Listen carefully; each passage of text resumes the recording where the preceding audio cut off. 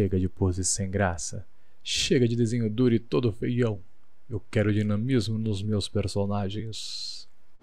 Fala pessoal, eu me chamo Kiko Elber, sejam bem-vindos ao meu canal e hoje nós vamos falar sobre desenho gestual. Fiz pra rimar mesmo.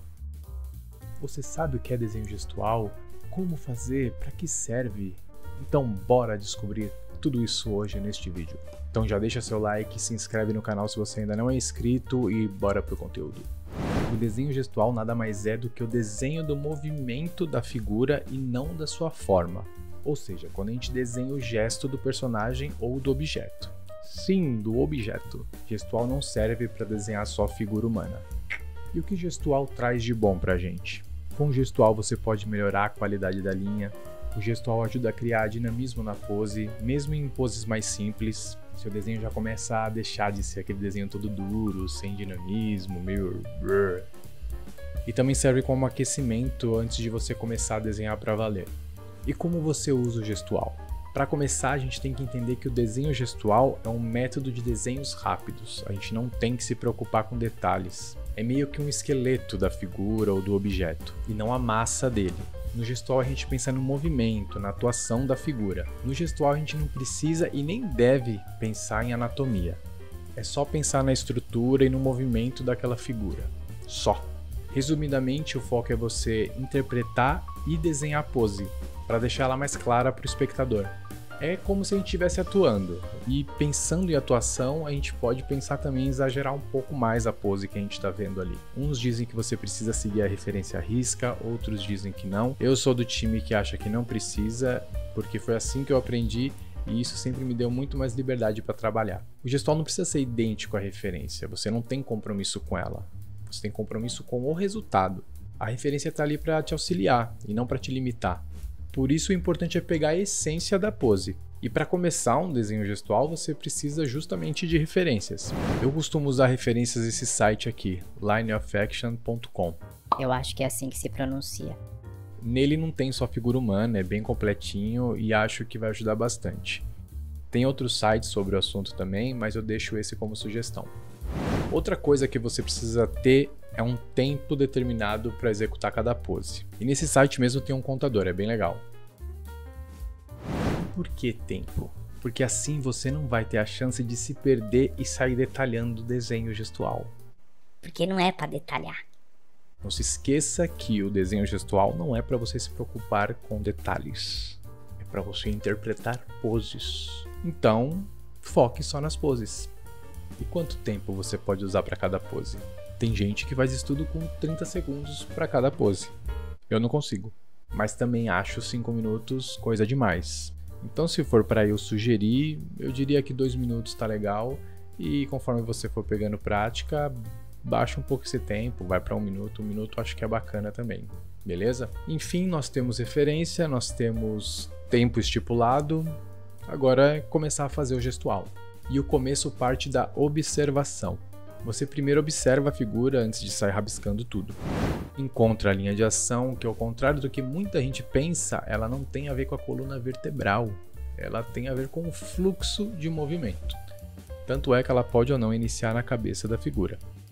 Quando eu encontro a linha de ação, o que eu costumo fazer normalmente é marcar a cabeça, a caixa torácica e a bacia. Essas partes já ajudam bastante com a pose. Depois é só pensar nos membros. No último vídeo que eu postei aqui no canal sobre o meu processo criativo, você pode perceber que eu faço exatamente isso. Eu começo o meu personagem pelo gestual sem me preocupar com os detalhes dele. E você pode fazer vários estudos desse antes de bater o martelo. Não só pode como deve. Depois que eu escolho a pose mais interessante para o meu personagem, eu crio uma camada por cima e uso toda aquela estrutura de pose que para mim já está funcionando muito bem. E daí sim, começo a me preocupar com o design do personagem. Tem gente que começa pelo personagem cheio de detalhe? Tem. Tá errado? Não, desde que o resultado fique bom. Eu mesmo não consigo, eu tenho que seguir todo esse processo para chegar no resultado que eu quero. E tá tudo certo também. E você pode considerar mais algumas coisas no desenho gestual. Equilíbrio. Uma dica sobre equilíbrio na figura humana seria se atentar ao ângulo dos ombros e do quadril. Com algumas exceções, como é o caso da pose mais dinâmica, de movimento e tal, o nosso corpo sempre vai buscar equilíbrio. Pode ser um personagem em pé, ou ele sentado, relaxando. Nesses casos, vai acontecer uma inversão entre o ombro e o quadril. Por exemplo, a gente nunca vai estar retinho, nunca. Um lado do ombro sempre vai estar mais para baixo do que o outro lado. Nesse caso, o lado onde o ombro estiver mais baixo, por uma reação natural do corpo, nesse mesmo lado o quadril vai estar mais alto. Nessas imagens a gente consegue ter uma percepção de forma bem clara.